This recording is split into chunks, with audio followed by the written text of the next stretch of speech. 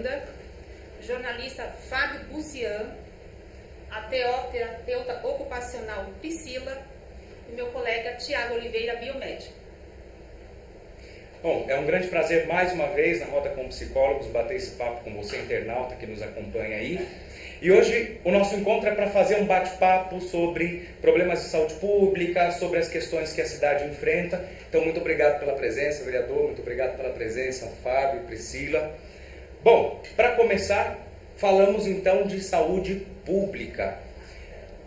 Vereador, recentemente nós tivemos aí no início do ano o prefeito de São Paulo que fez uma intervenção na conhecida Cracolândia, né, em que nós tivemos uma intervenção direta que num primeiro momento foi aparentemente bem vista, na sequência nós percebemos que talvez a questão não tenha sido resolvida de fato, mas tenha sim sido deslocada. Como é que nós tratamos essa questão da dependência química que hoje assola a cidade de São Paulo, principalmente na região ali da Cracolândia? Eu gostaria de ouvir a sua opinião e como é que nós propomos uma solução para essa questão de saúde. Thiago, é um prazer estar aqui com vocês. Primeiramente, eu não sou um expert da área, tenho minha opinião, mas observando, ouvindo, vendo as diferentes posições, eu acho que no Brasil, a gente tem o primeiro problema que droga é um tabu. Então a gente enxerga a questão da droga com uma questão moral, confunde as coisas, e eu acho que a questão é mais de saúde mesmo, pública. As pessoas têm que ter consciência de que as drogas, todas elas, as lícitas e as ilícitas, têm efeito colateral e são prejudiciais conforme a dosagem, né? Então o primeiro ponto é tirar o tabu, porque aí você consegue falar com as crianças, falar com os adolescentes e explicar e prepará-los para quando eles estiverem em contato com alguém ofertando a droga, eles não caírem na tentação, porque eles já foram preparados para enfrentar aquilo. O fato é que eles vão, em algum momento da vida, ter contato. Primeiro ponto. Segundo ponto é a questão da Cracolândia, das pessoas que chegam nesse nível de largar toda a família, o trabalho e tudo para ir para a rua e ficar na droga. Essas pessoas já estão num estágio que é muito difícil você recuperar. E ninguém quer ter esse tipo de usuário na porta de casa, no seu convívio da sua rotina. Então, como política pública, eu acho que os resultados só vão poder ser medidos com um pouco mais de tempo. No imediato, não tem resultado rápido. E aí, fazendo um comparativo, o prefeito João Dória, ele resolveu dar um outro rumo. O prefeito anterior trabalhava com redução de danos e com uma política que chamava de braços abertos, que buscava, com auxílio de dinheiro, né, a pessoa prestava um serviço, recebia um dinheiro e com isso eu tentava dar um horizonte para as pessoas saírem. O prefeito e o governador apostam mais numa linha de tentar forçar a saturação do ambiente favorável para o consumo e para a compra da droga, para que a pessoa busque o tratamento. E a Cracolândia, ela virou um símbolo do mercado, como posso dizer, uma zona franca da droga. Sim. Então você isola ali 4 quarteirões, a Rua Elvete ali, e ali tudo, enfim, quem mora perto, paciência, e quem não mora não precisa nem saber que existe. Quando você deflagra a operação, espalha, região de Campos Elíseos, região ali da Nova Luz, fica toda infestada, porque 1000 e poucas pessoas que estão espalhadas no centro. Só que pior, a Cracolândia hoje não é só no centro. Você tem várias Cracolândias, você tem na Zona Leste, na Radial Leste tem uma grande Cracolândia, comunidade sendo crescendo ali às vistas de todos. Na cidade de Tiradentes tem, na Avenida Roberto Marinho, na Zona Sul, tem uma Cracolândia enorme na obra do monotrilho, na Gastão Vidigal, na Zona Oeste, na Lapa. Então, francamente, a minha opinião é a seguinte: vamos esperar um ano para ver os resultados dessas internações, acolhimentos, programa de trabalho novo, comparar com a política anterior, e se essa política atual está conseguindo recuperar mais pessoas, que seja 100 pessoas, o número não vai ser muito grande, porque é difícil. A gente tenta apoiar, sempre tentando evitar a violência e truculência. Ótimo. Nós temos inclusive aqui a Priscila Cordeiro, que é terapeuta ocupacional, que trabalhou em saúde e naturalmente também no tratamento da dependência química. Priscila, o que na tua opinião é funcional para que nós tenhamos, nessa perspectiva de saúde pública, pensando em dependência química, quais são os tratamentos que a terapia ocupacional propõe para que nós tenhamos mais efetividade e possamos acelerar esse processo de recuperação do dependente? Eu acho que só não o terapeuta ocupacional, como outro profissional da área da saúde, especificamente na área da saúde mental, a gente for pensar, por exemplo, os espaços da Cracolândia, como estava dizendo, é complicado quando a gente entende o cuidado a partir de um olhar territorial somente. Então é isso, a gente elimina a Cracolândia desse espaço, automaticamente ela vai para outros espaços. A gente traz qualidade para aquele espaço territorial, mas ele vai surgir em outros lugares. E aí, quando você fala da Cracolândia sem olhar para os indivíduos, você cuida daquele espaço e, consequentemente, ele vai caminhar para outros espaços. Quando você olha para a Cracolândia para cada indivíduo, no singular, você talvez consiga ter um resultado mais eficaz. Está olhando para aquele indivíduo na sua singularidade, entendendo o que ocasionou e o levou até lá, até aquela situação e assim por diante. Então, respondendo a sua pergunta, o terapeuta ocupacional, por exemplo, ele busca nessas situações ou em outras situações em que as pessoas tenham transtornos ou limitações decorrente às questões sociais de vida e assim por diante, o profissional ele busca resgatar essas pessoas e tentar trazê-las de volta, que é o que a gente chama de reabilitação psicossocial, por exemplo, né? É um resgate e tentar trazer de novo, tentar olhar para as suas potências, não só para aquilo que a gente vê, que é o que a maior parte da população vê, que é a questão de preconceitos, estigmas relacionados à loucura, estigmas relacionados ao dependente químico, a pessoa em situação de rua e assim por diante. A gente olha para aquele indivíduo como um indivíduo que não tem só limitações, mas também potências.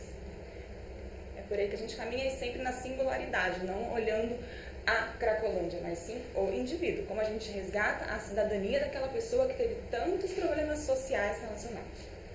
Porque a dependência está sempre relacionada, é associada à marginalização. E nem todo dependente químico é um marginal, né, vereador? Com certeza. Inclusive na questão do crack, vocês podem me dizer se eu estiver errado, não tem classe social. A pessoa pode ser rica, pode ser instruída. Se ela cair na dependência do crack, ela rapidamente vai se degradar e vai estar na rua. Eu gostaria de ouvir a opinião também, desculpa, vereador, ouvir a opinião também do jornalista Fábio, em relação à questão da Cracolândia e do trabalho que vem sendo feito pelo nosso prefeito. Eu tendo a acompanhar um pouco essa ideia de que a melhor forma é você dar algum tipo de oportunidade. Acho que essas pessoas elas estão muito sensíveis, né? Elas realmente, como eu sempre falo, ninguém gosta de estar na rua, de estar em situação de rua, de estar sofrendo aquilo, né? É uma situação que a pessoa geralmente não vê uma luz no fim do túnel. Quando você dá alguma oportunidade, mostra para ela que tem um caminho, inclusive nesses programas tem várias pessoas que saíram da rua que estão lá ajudando essas pessoas que ainda estão, né? Casos de pessoas que conseguiram se recuperar e falam, olha, eu consegui, se eu conseguir, você também consegue. Eu acho que está muito nessa questão sensível de tratar o individualismo, de mostrar que existe uma saída, de mostrar que você pode se reerguer para conseguir recuperar. Óbvio, é uma dificuldade muito grande, são poucas pessoas que conseguem sair, né? E a gente tem a grande mania de querer tudo num curto espaço de tempo. E não é assim, né? Mediatismo, né? Não existe uma política pública para isso em pouco espaço. Como falou bem o Caio aqui, tem que esperar mais de um ano para começar a entender o que está acontecendo, até para conseguir se formatar ou ajustar alguma coisa que esteja errada nos programas hoje que assistem essa população em situação de rua que é viciada em droga, né? Vereador, esse programa de braços abertos da gestão anterior, ele permanece ou foi extinto? Ele foi desativado e agora tem um programa Recomeço, que é do governo do estado, que é aliado com um programa Trabalho Novo, que é a aposta da atual gestão. Uma das grandes críticas ao programa de braços abertos é que ele buscava tratar a dependência no local onde ela ocorria. Então, isso é difícil no caso do crack. Redução de danos, quando você fala de droga injetável, que tem risco de contaminação, de transmissão de doença, é uma coisa. Você vai trocar seringa, você vai dar seringa descartável, você evita que se aumentem os danos. No caso do crack, é muito difícil. Porque o crack é uma droga que ela é muito deletéria e a pessoa com a fissura, ela vai pegar o recurso ali do braço aberto, vai virar a esquina e vai pagar o traficante. E estava já no círculo de dependência financeira em que ela pagava e já saía devendo. Então é muito perverso. Eu acho que o Brasil ainda vai ter que evoluir muito para debater a questão das drogas, como deve ser feito. Que não é com moralismo, e não é porque ninguém é pior ou melhor que alguém porque usa drogas. Né? Se uma pessoa... Eu sei que isso não é o foco da conversa, mas só para... Eu sinto falta das pessoas falarem isso. Eu, por exemplo, não uso maconha. Tenho vários amigos que usam. Eu não acho que ninguém é pior que alguém porque usa maconha. Tem muito ladrão roubando dinheiro em Brasília que não usa maconha. Então, assim, a gente tem que parar de julgar as pessoas pelo que ela consome, para julgar pelas ações dela. E preparar a molecada. A molecada tem que estar alerta que do café aos remédios que você compra na farmácia, tudo pode te fazer mal, você tem que ter esclarecimento. Tem até um dado, um estudo muito interessante, vereador, que foi publicado há aproximadamente 3 anos atrás, chamado Inquérito de Saúde Mental. Foi uma pesquisa conduzida mundialmente para entender nas grandes metrópoles quais eram as cidades de alguns países que apresentavam o maior número de problemas sociais. Nessa pesquisa, nós tivemos o resultado final de que 29,6% da população de São Paulo apresenta algum tipo de psicopatologia. Até em função de estresse, segurança, tem N fatores que envolvem esse dado, e aí até na tentativa de entender e conhecer um pouco mais a pesquisa, quando a gente ganha profundidade e conhece um pouco mais o embasamento do estudo, a pesquisa indica que um dos fatores que gera o desenvolvimento da psicopatologia na população de São Paulo e Grande São Paulo está associado a alto nível de estresse, privação social e uma forma rápida de compensação. Eu gostaria de fazer uma pergunta com relação ao fator de privação social, porque, me corrija se eu estiver errado, nós temos aí uma questão de segurança. Por que as pessoas se privam? Porque naturalmente sair mais tarde vira um problema, ou chegar de maneira desatenta em casa pode me gerar algum impacto, então eu naturalmente prefiro me recolher e me privo para me proteger, como uma medida de proteção. Do ponto de vista do que é segurança, o que é que nós temos de projetos para melhorar a segurança da cidade de São Paulo, vereador? Nossa, ótima pergunta, Thiago. A segurança, acho que hoje ela é o top 2 aí dos problemas, né? No caso da cidade, você tem uma parte de asfalto, o semáforo, que é uma coisa de cidade que é muito reclamada, e a segurança está no primeiro ponto. Eu acho que a gente tem uma questão que é de competência municipal, que é a iluminação pública. Então, quando você tem ruas iluminadas, você evita aquelas sombras, áreas escuras, você intimida o criminoso que se aproveita disso. O segundo ponto é a questão do monitoramento por câmeras. Claro que eles têm um problema de privacidade, tem que como usar essas informações e tal. Só que você, quando monitora, consegue rapidamente detectar, localizar quem está agindo e rapidamente as pessoas passam a saber, opa, aqui tem monitoramento, vou parar de atuar. Gera um certo medo. Gera medo. Então são 2 medidas que estão no âmbito do município, que não é, por exemplo, a polícia já foge um pouco, a guarda municipal ela tem uma competência mais de patrimônio, ela ainda não tem uma competência de polícia como tem a civil, militar e federal. Então no âmbito da cidade, iluminação e câmeras eu acho que adiantaria. Agora, uma outra coisa que é importante é que as ruas têm que ser movimentadas, têm que ser ocupadas, no bom sentido. Então a gente tem que saber, acho que está faltando civilidade, assim, você tem moradores que querem fechar o bar, que faz barulho. Só que você fecha o bar além de gerar emprego e movimento, gera segurança, dependendo do tipo de bar, claro. E você fecha o bar, a rua vai ficar erma. Então é todo um ciclo vicioso de falta de convívio, de pensar a cidade como algo vivo. Um problema que eu vi na campanha, que eu vejo ainda, os universitários, a volta para casa, né, que é o tal do rush noturno. A aula termina 10h30, 11 horas da noite, sai aquela multidão de estudantes e o ônibus não tem uma operação especial para esse horário. Aí se o cara perder o ônibus, ele vai ficar 40 minutos, 1 hora esperando o próximo e exposto a ser assaltado. As mulheres a serem assediadas. Então, eu acho que a gente tem que... E aí, outro ponto da privação social é a mobilidade. Então, por exemplo, hoje não é mais o acesso ao carro. porque o carro você consegue financiar tal. O carro não anda, porque está trânsito. E aí você não tem como parar o carro no centro expandido, porque é caríssimo o estacionamento. Então a gente tem que diversificar os modais, tem que usar a bicicleta para integrar com o transporte coletivo. Questão de gratuidade, se tiver habilidade econômica, a gente tem que fomentar os jovens a sair, ir para o cinema, ir para os parques, os idosos também. O ponto importante, a nossa pirâmide social está invertendo, a população está envelhecendo. Sim. E a gente não está se preparando para isso. Então, sei lá, acho que tem várias questões aí, mas a segurança, ela se conecta. As coisas se completam, né? A ocupação do espaço público vem através da melhoria do transporte público, que vem através das possibilidades de equipamentos públicos funcionando. Tudo isso faz com que isso se complemente. A rua mais iluminada, para que as pessoas tenham vontade de sair de casa também, sintam segurança. Tudo se completa, né? Os bares, uma coisa que eu acho que falta muito, às vezes é a instrução, preparação. Um bar que tem música ao vivo, se ele puser mais caixas de som e abaixar o volume, ele vai dar conforto para quem está lá, não precisa botar um som estourado que incomoda o vizinho. Então, às vezes a gente falta preparação mesmo de Senac, Senai, para os empreendedores que mexem com entretenimento, porque eu acho que bar e residência convive, é só respeitar as regras. Isola acusticamente, respeita o horário, prepara uma engenharia de som legal. A gente está muito intolerante.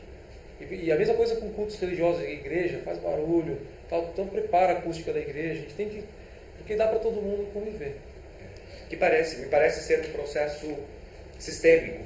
Eu tenho a privação social por receber uma carga de estresse, isso naturalmente retroalimenta uma certa intolerância com qualquer ruído, barulho ou com qualquer movimento que eu tenha, por exemplo, no espaço, e me parece que as coisas vão se integrando e aí vira um processo generalizado do estresse. Faz sentido, Ângela? Sim. E pegando a deixa do vereador, quando você citou a população está envelhecendo, já respondo sua pergunta, Thiago. A população está envelhecendo, a gestão anterior se preocupou em apenas colocar alguns aparelhos para que os idosos fossem lá praticar exercício, porém sem nenhuma orientação, sem nenhum profissional. Qual a sua visão referente a esse olhar da gestão anterior? Ele oferece o equipamento, porém se não tem ninguém, um instrutor, nem um profissional da área da saúde, nem um educador físico, nem um fisioterapeuta. O que pode acontecer, de repente, um acidente, o idoso se machuca, e aí, de alguma forma, vai gerar um custo também, né, para o governo, porque você imagina, alguns precisam fazer cirurgia, precisam ficar em casa, precisam de acompanhamento, home care, não sei se funciona o home care na gestão pública ou não? Então, existe isso, Deriva? Acho que a nossa TO pode falar melhor que eu. Posso falar um pouquinho, por exemplo, o que você está dizendo sobre esses instrumentos de atividade física? Acho que tem um olhar voltado atualmente na saúde pública para a prevenção também da saúde. Sim. Então, em alguns espaços de atenção básica, né, atenção primária, que é aquela que a gente chama de postinho, né, as UBS, as unidades básicas.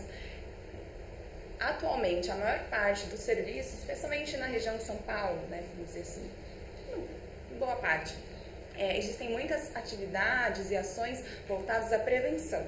Então, ações que partem não é entendido mais só que esses espaços de saúde são somente o cuidado à saúde em si, entendeu?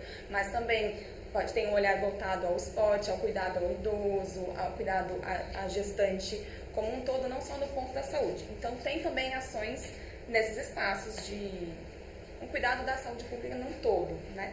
Somente porque até para orientar o idoso, olha, esse tipo de sim, aparelho você não pode, você está fazendo uso, é prejudicial à saúde.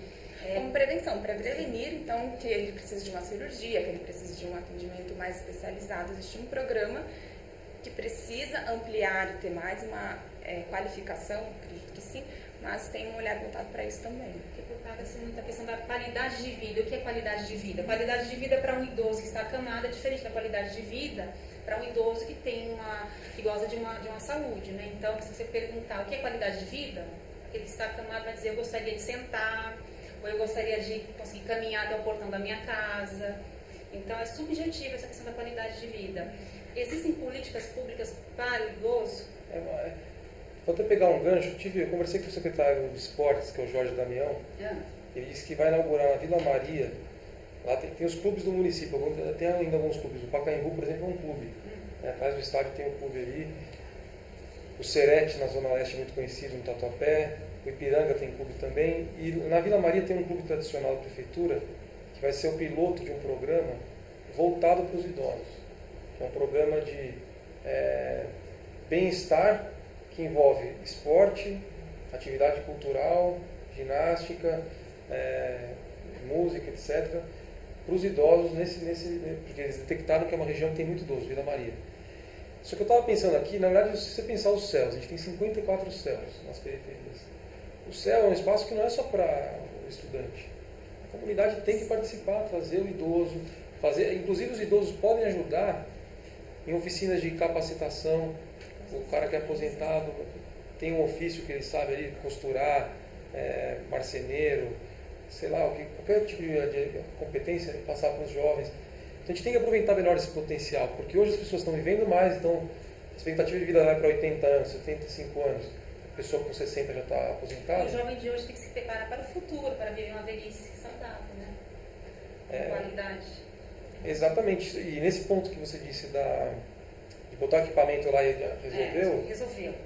Realmente não é o caminho, só que também a gente tem uma dificuldade de contratação de pessoal. Então talvez a gente teria que ter programas de entidades que fazem essa atividade. Então é uma questão de um lado, o poder público falar, não estamos conseguindo profissionais. Do outro lado, eu conheci vários profissionais que estão em busca de emprego e não conseguem, e não se abrem um concurso público. Então a questão... Não, digo falta de recurso. Ah, tá. Quando eu falo de contratação, não é que não tem gente para contratar, não tem recurso. Hoje, o município de São Paulo está com um poder de investimento baixo. A gente tem uma bomba Vocês relógio. pegaram a prefeitura quebrada? Não, essa briga do Dória e o Haddad eu não vou entrar, mas eu acho que as prefeituras estão engessadas. A lei de responsabilidade fiscal, ela já tem hoje 15 anos aí aplicada, ela engessou os municípios. Então o que acontece? Vou dar um exemplo para vocês. O estado de São Paulo arrecadou em 2015 220 bilhões de reais. Passou para a União. Recebeu de volta 25. Então como é que pode? Aí, isso é o estado. A prefeitura é a mesma coisa. Arrecada, 110, recebe de volta 30. Então você tem hoje que o Pacto Federativo tem que ser refeito. Porque as prefeituras estão sem poder de investimento. E folha de pagamento, inativos e ativos, é uma bomba relógio. A questão da Previdência, assim, é claro que roubaram lá atrás, desviaram, e por isso que hoje não fecha a conta também. Só que esse é o fato, essa é a realidade. Se a gente não mexer nisso, lá na frente vai explodir. A Prefeitura de São Paulo, se eu dar um número para vocês, em 4 anos, o déficit do Instituto de Previdência Municipal, o IPREM, o aporte que a Prefeitura teve que fazer, subiu de 1,5 bilhão para 4. E a previsão é que em 10 anos chegue em 15, em 20 anos chegue em 25. Bilhões que você tem que botar para completar a aposentadoria do pessoal. Então, você entendeu? É uma bomba relógio. Então, contratar profissionais para pôr nas praças, hoje não está no radar. E deveria, faz falta pra caramba, eu acho importante. Sim. Bom, falando aí em segurança e todas as variáveis que nós temos numa cidade tão grande como São Paulo, nós tivemos, vereador, há uns dias atrás, o episódio de um homem que promoveu aí uma ação dentro de um ônibus, ele ejaculou numa mulher, e isso foi uma baita polêmica. Eu tenho certeza que o internauta que nos acompanha em casa também acompanhou, viu e acompanhou nas mídias aí a repercussão do caso. Na primeira ação, isso não foi caracterizado um crime, e aí nós percebemos que dias após o movimento voltou a se repetir. É lógico que do ponto de vista psicológico, nós sabemos que existe aí uma psicopatologia, existe uma variável que possibilita, por exemplo, que esse homem tenha promovido, que não justifica, mas que induziu, que talvez tenha induzido ao comportamento que ele promoveu no local público. Como é que você vê, vereador, essa situação, e o que nós podemos pensar, ou qual a sua opinião sobre o fato ocorrido? Olha, o fato foi muito chocante. Bastante.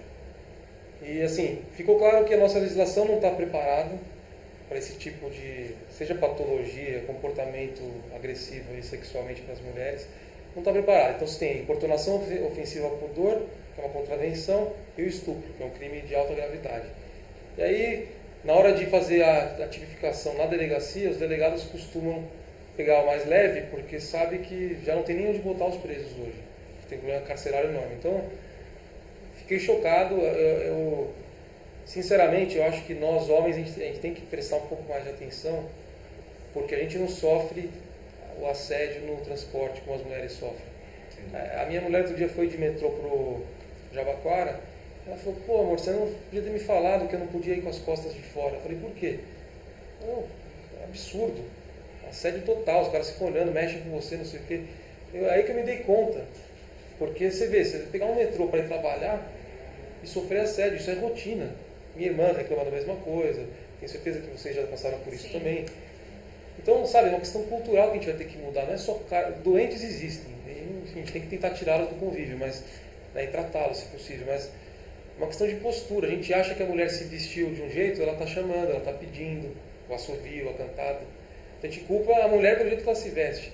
Só que um homem, quando vai num evento gay e um gay mexe com ele não gosta. Fala, pô, o cara mexeu comigo. Então, sabe, eu acho que assim, esse episódio me fez um alerta, que principalmente nos transportes coletivos, a gente tem que tentar erradicar. Seja botando câmera, seja botando um agente dentro de cada ônibus, se isso vai custar caríssimo, eu não sei, mas eu fiquei chocado.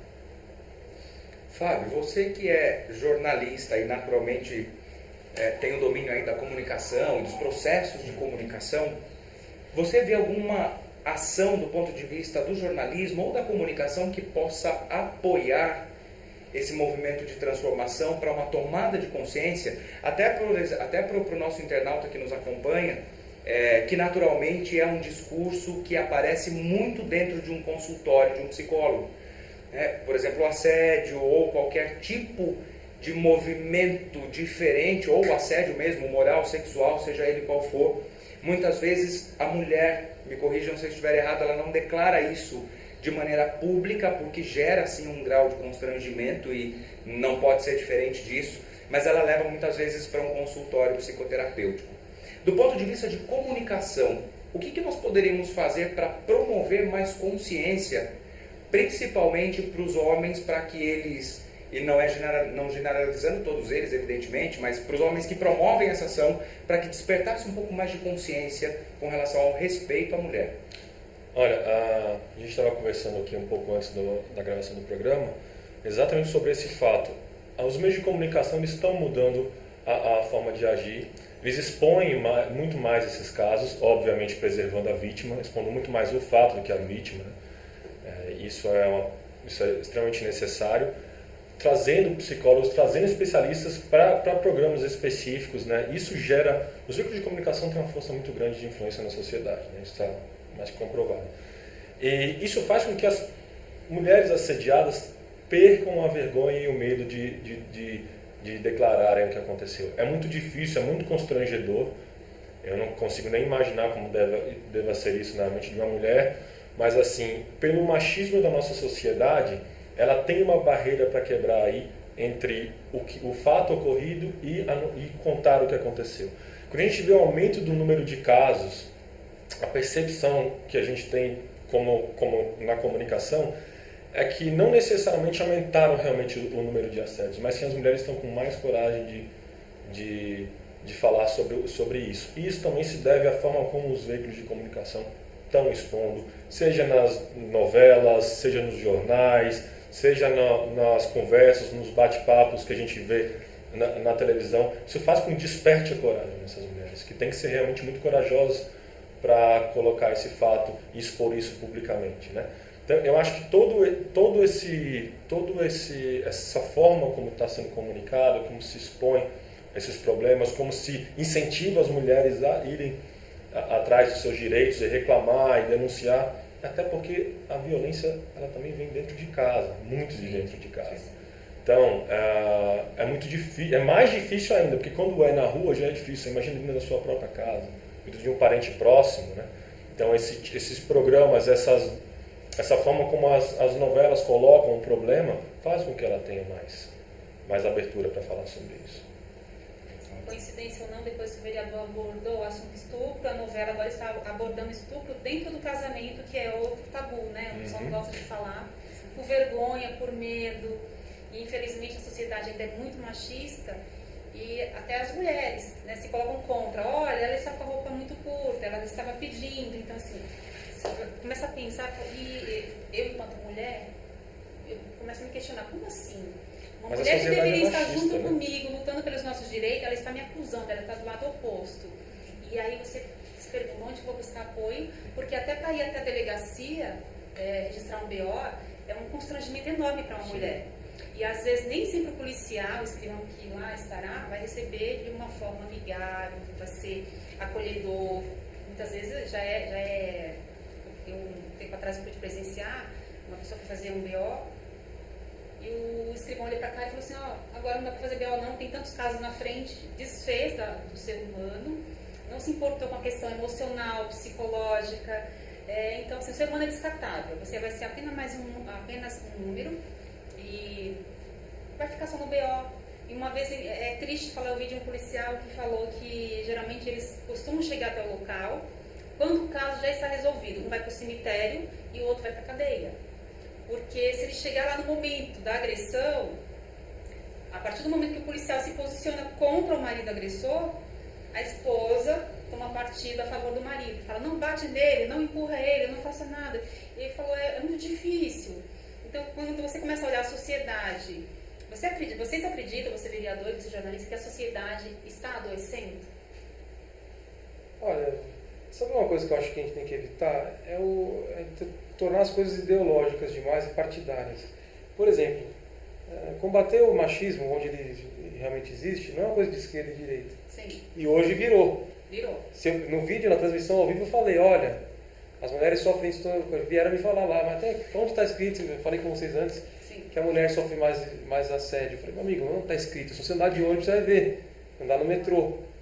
E aí tudo virou esquerda e direita. É tudo assim, você é esquerdista porque você é contra o feminismo. E isso é um grande erro. Porque pauta de opressão, assim, pessoas que sofrem discriminação e opressão, elas têm que, direitos humanos, a gente tem que defender por humanitarismo, assim, por bom senso. E eu acho que aí a gente adoece na medida em que o Brasil começa a ficar dividido e você é obrigado a tomar posições radicais e extremas. Isso é ruim. A gente estava conversando outro dia, inclusive, de que as pessoas têm que parar de se preocupar tanto com validar suas verdades e abrir para o diálogo. Porque a partir do momento que você só entra em uma rede social ou em qualquer lugar que seja para validar algo que você acredita, você não cresce, você não amadurece, você não melhora a forma de ver o mundo. A gente tem que sempre buscar informação e não buscar validar o que a gente está falando. Entender, mudar de opinião, até porque a gente tem muito medo de mudar de opinião, de dizer você tem razão e eu estava errado. Mas isso é uma coisa comum, isso faz parte da autocrítica e do crescimento. E isso serve para todo tipo de discussão da sociedade.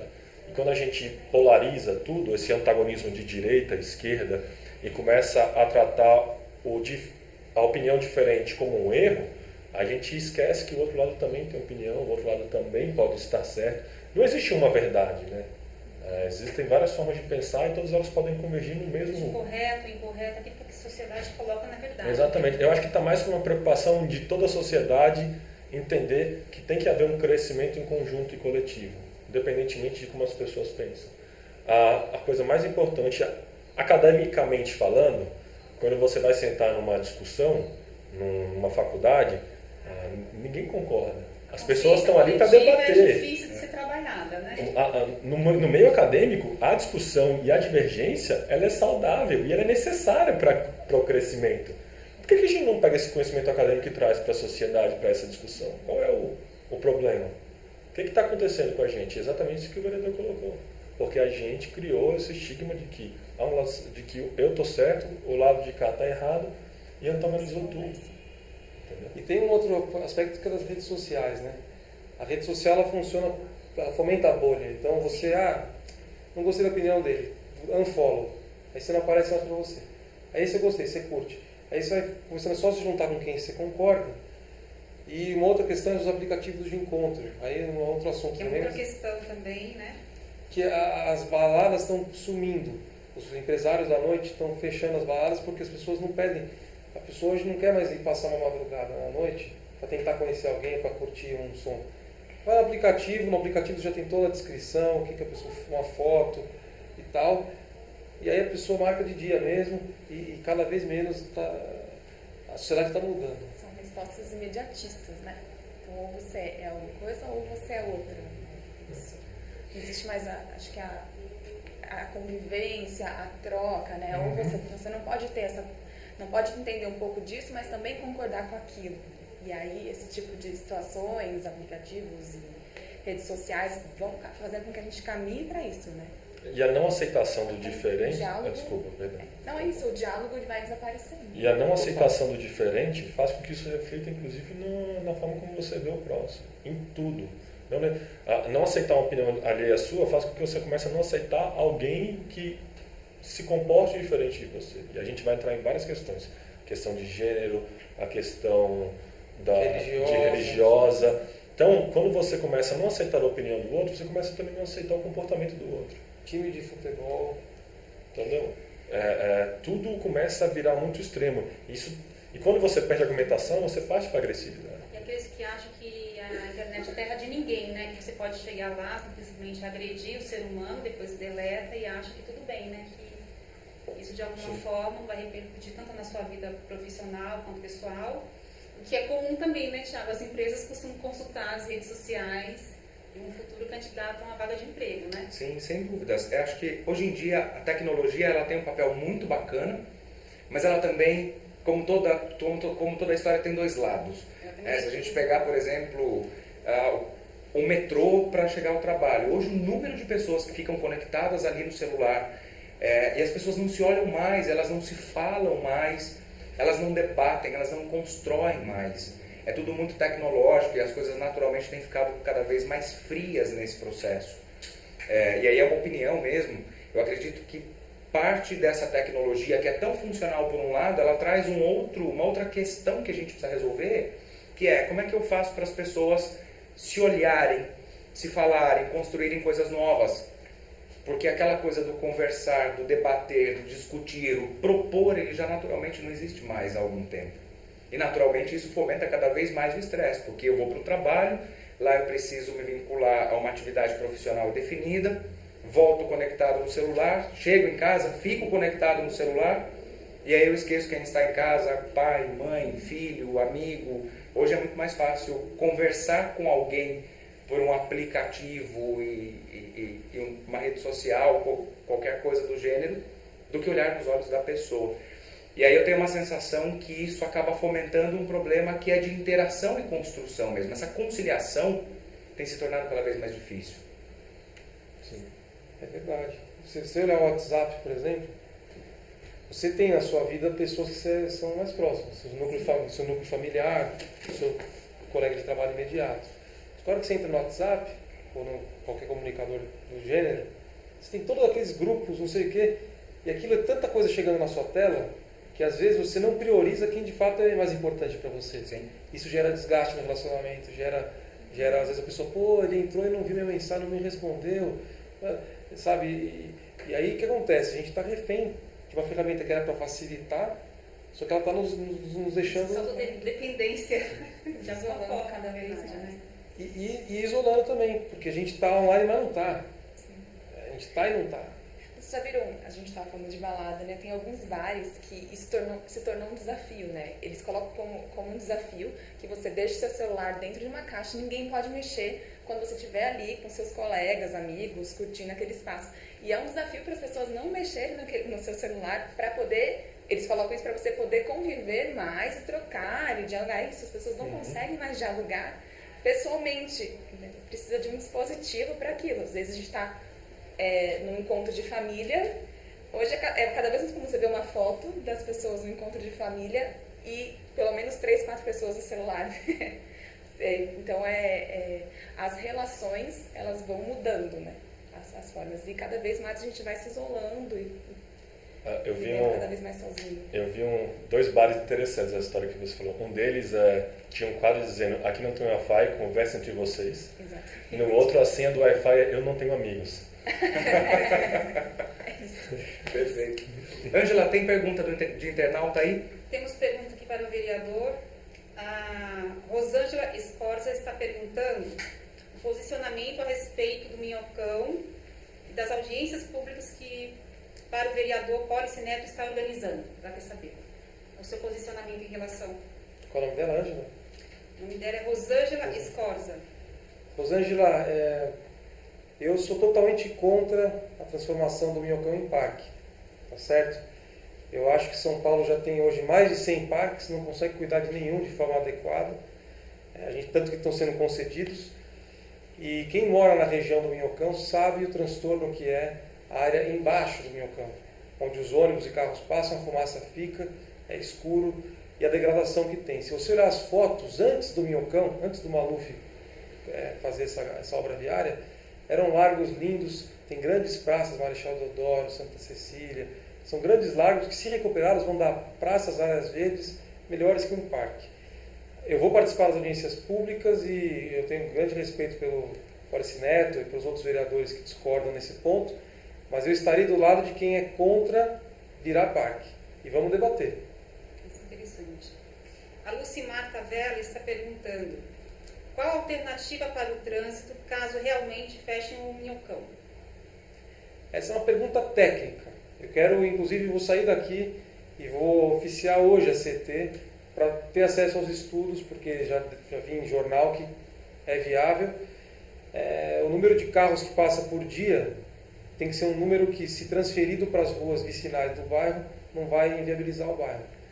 Então, eu não tenho a resposta técnica. Se houver viabilidade de desativar, aí nós vamos fazer o debate do que fazer.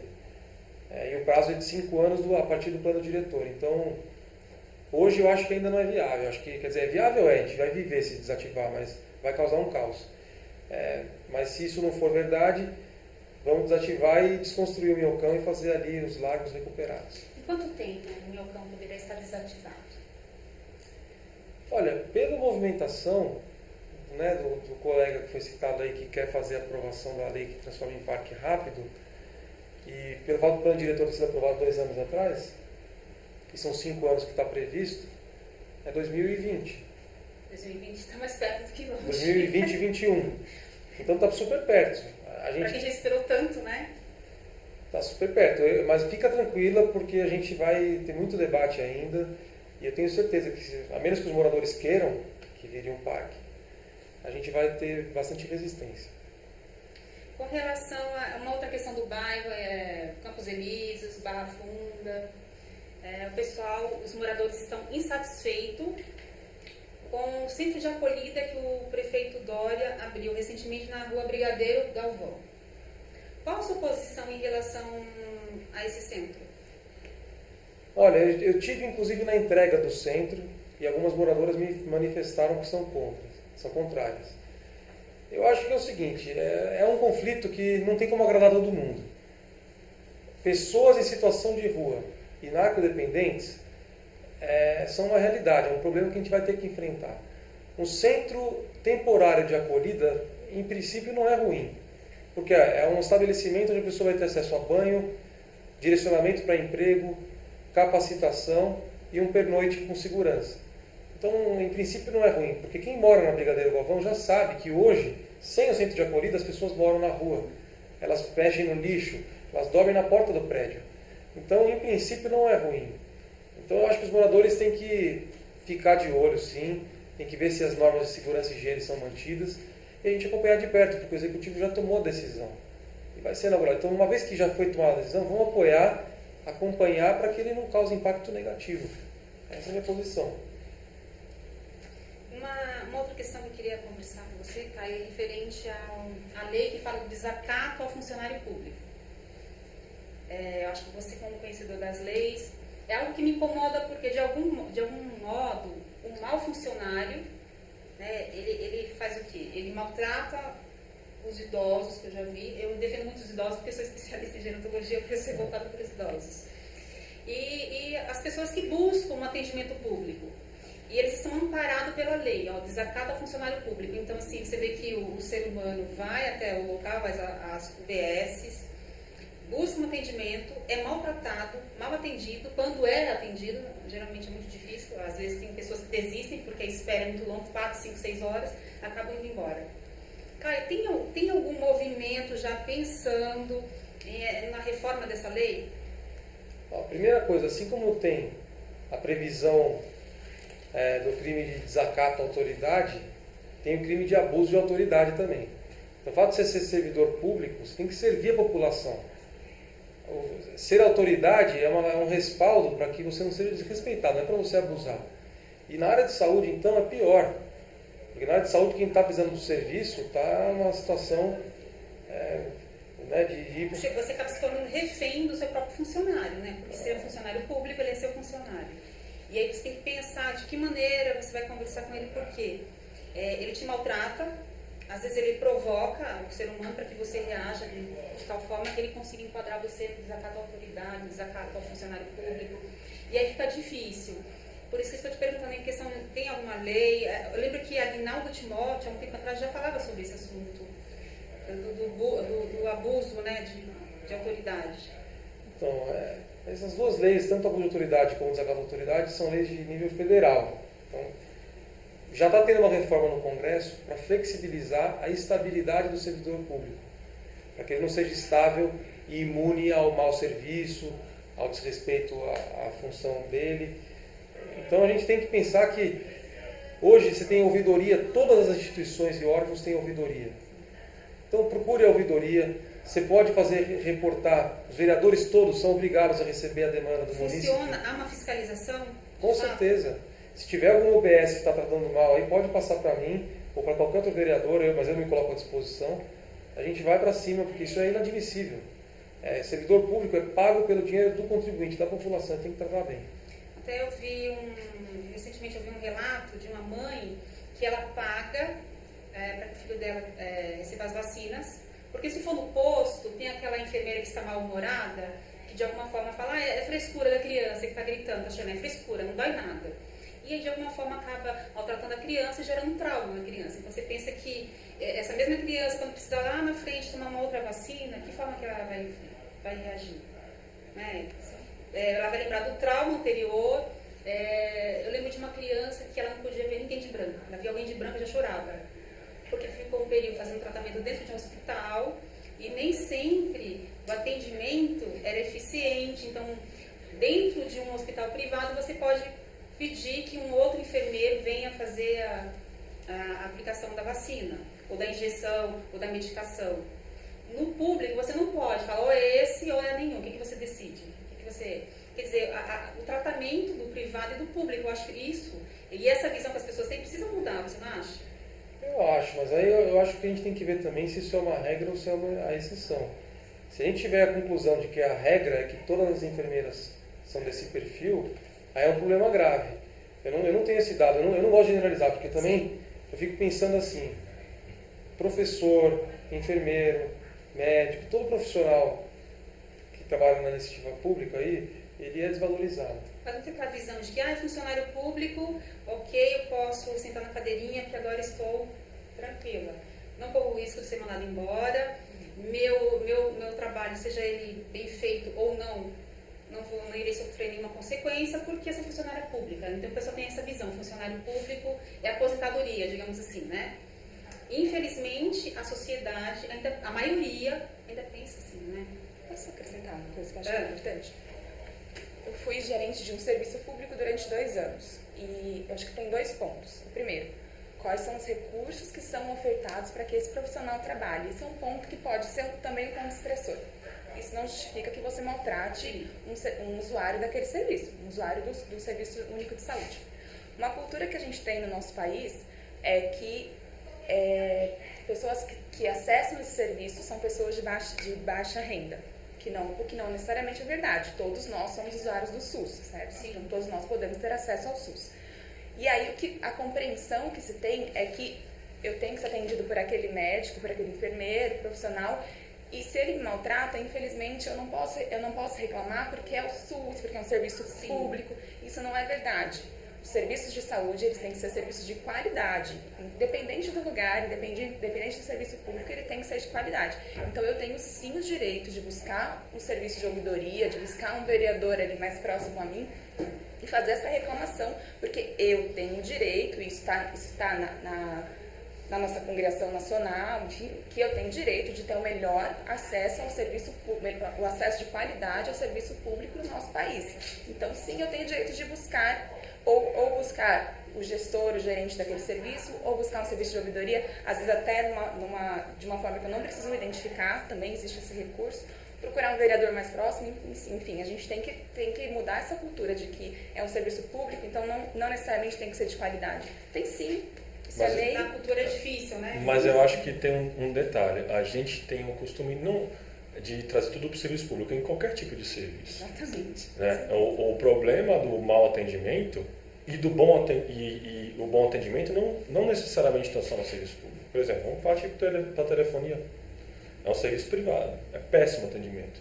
É um dos piores atendimentos que você tem. Se você quiser mudar o seu plano, se você quiser mexer, você vai ficar no mínimo 40 minutos no telefone e ainda vão tentar te convencer de não mexer. Então, assim, eu acho que está muito mais na gente saber dos nossos direitos e reclamar sobre isso do que deixar cair na normalidade. A gente aceitou tudo, a gente aceita muito que é assim mesmo, não vai mudar. Então a gente criou esse estigma de achar que não vai mudar. E também a gente tem a infeliz mania, não estou dizendo que é o seu caso, estou falando da população em geral, da gente só se apegar aos casos quando a gente tem problema. Eu não vejo ninguém ir numa rede social falar, poxa, hoje eu fui em tal lugar, eu fui bem atendido, parabéns pelo pessoal. Mas só quando o problema entra dentro da casa, né? Mas aí, quando você é mal atendido, você faz questão de reclamar. Então, a crítica negativa, ela ressoa muito mais do que a positiva. Eu sou uma pessoa que usa a rede pública. Você usa? Você usa, vereador, a rede pública também? Eu uso. Eu não tenho ido ao médico recentemente, mas eu uso. Eu também não tenho ido ao médico recentemente, mas eu uso a rede pública, já fui operado na rede pública. E fui bem atendido por algumas pessoas e fui mal atendido por outras. E na rede privada, idem. Você reclamou quando foi mal atendido pelas outras pessoas? Aí é que está meu erro. Quando eu fui mal atendido na rede pública, eu reclamei. Porque eu acho que eu tinha mais a sensação de que a rede pública é algo que precisa ter mais... Engraçado, eu tenho uma visão contrária. Eu tenho uma visão de que a rede pública tem que ter mais excelência do que a rede privada.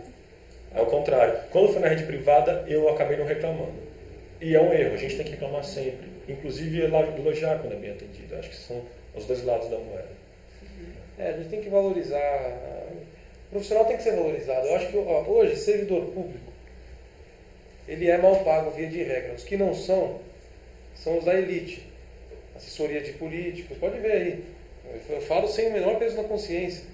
Assessor de parlamentar, e vai subindo de nível cada vez mais, ganha super bem. Assessor de juiz, de promotor, carreiras de concurso da área jurídica ou política.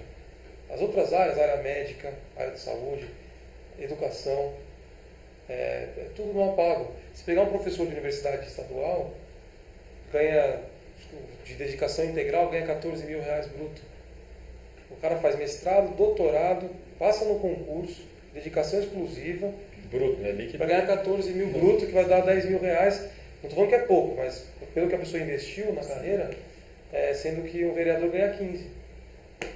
Entendeu? Não estou dizendo que o vereador não deve ganhar bem também. Acho que tem que ganhar bem para ser cobrado, enfim.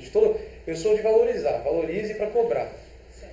Mas no caso da saúde, o pessoal que está na OBS lá, condições muito ruins, cada vez mais precarizado, tem poucas OS sérias que realmente cumprem o contrato.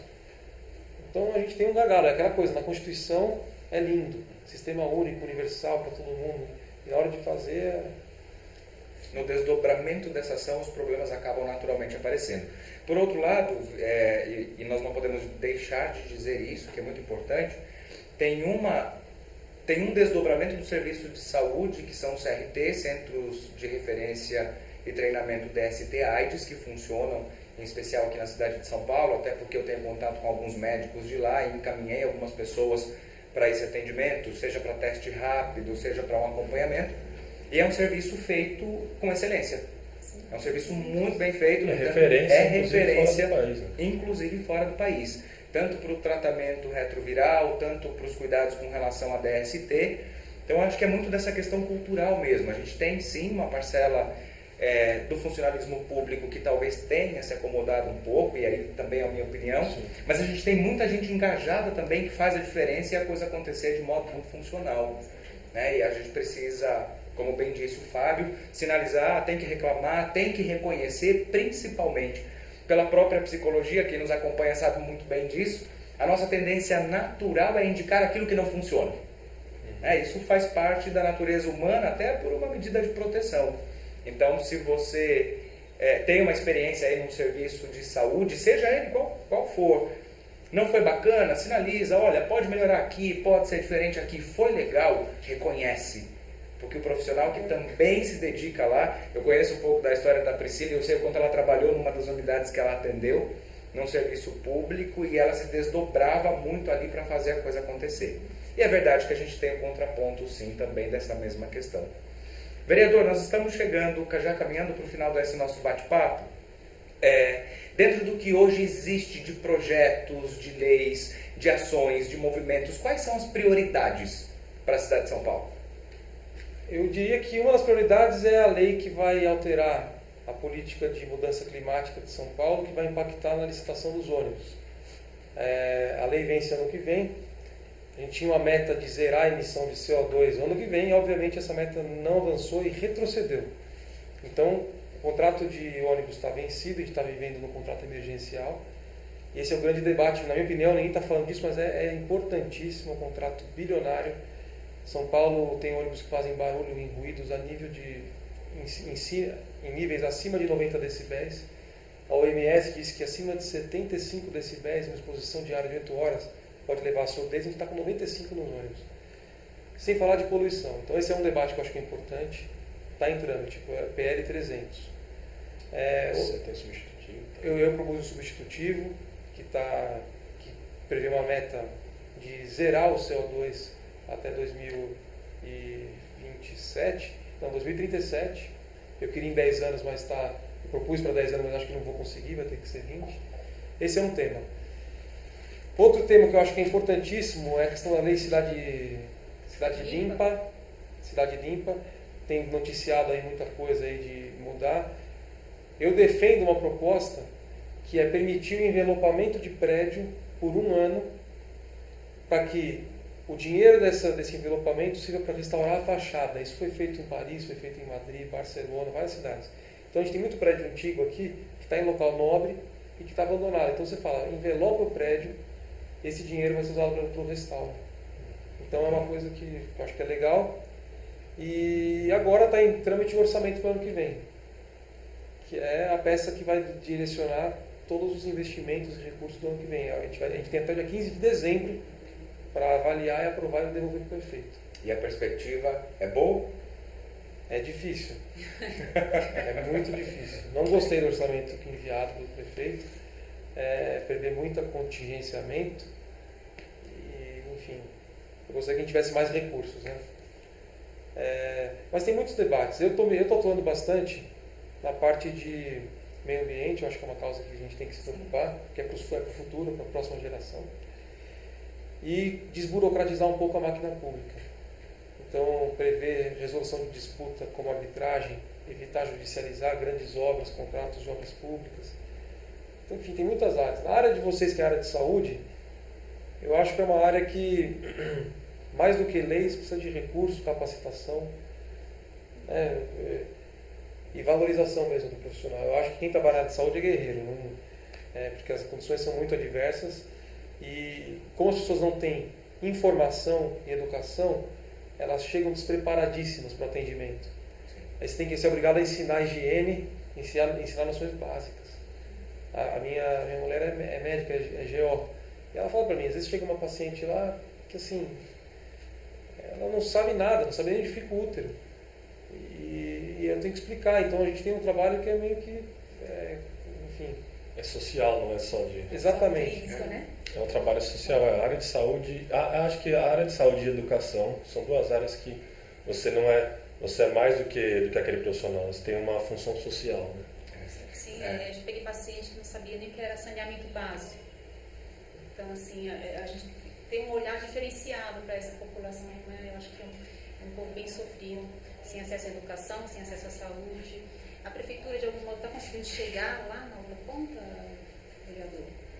Assim, nas extremidades da cidade, né? Porque tem lugares aí que eu fiquei sabendo que Tem alguns comerciantes que pegam mangueira para dar banho na criançada na rua porque eles não têm água para tomar banho.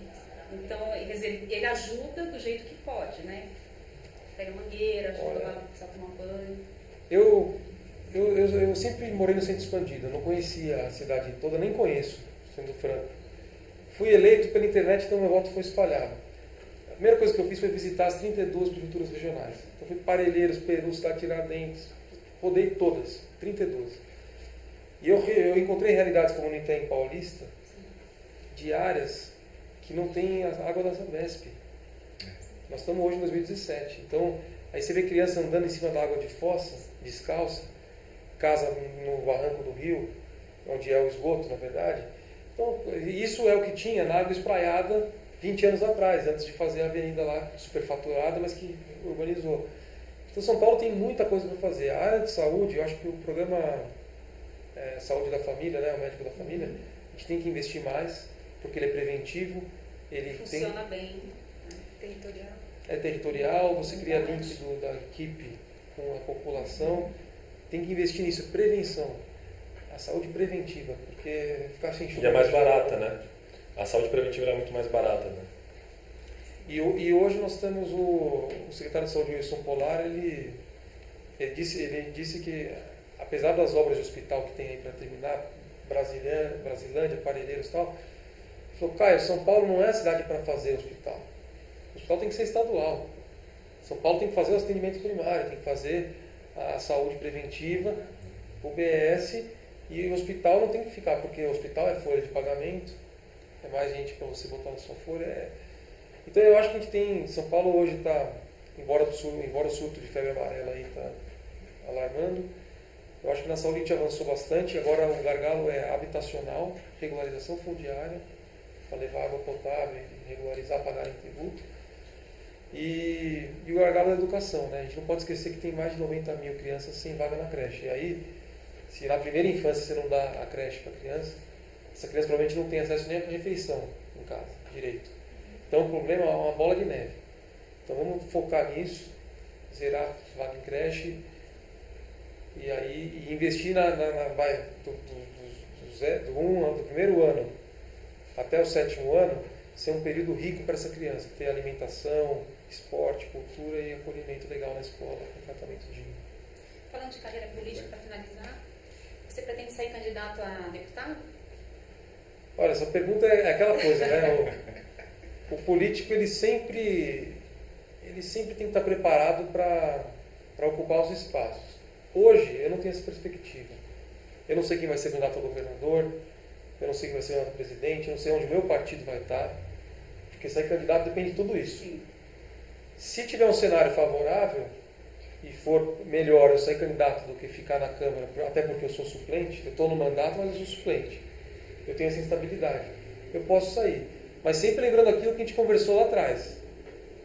Eu jamais vou me sucumbir a essa máquina de gastar dinheiro em campanha que nem o pessoal gasta aí. Se for para ser candidato, vai ser na internet, pé no chão, com as minhas ideias. Quem quiser, me apoia. Se não, eu vou voltar a advogar e seguir minha vida. Vereador, muito obrigada pela sua presença. Fica o convite para voltar mais uma vez aqui, né, Thiago? Sem dúvida, será um prazer recebê-lo. Poxa, O prazer é jornalista meu. também, Fábio, muito obrigada, Fábio. Eu que agradeço. Prazer. Obrigada também a Priscila, Teó, obrigada pelo convite. Nós que agradecemos. Finalizamos mais um programa na Roda com Psicólogos. Até o próximo vídeo.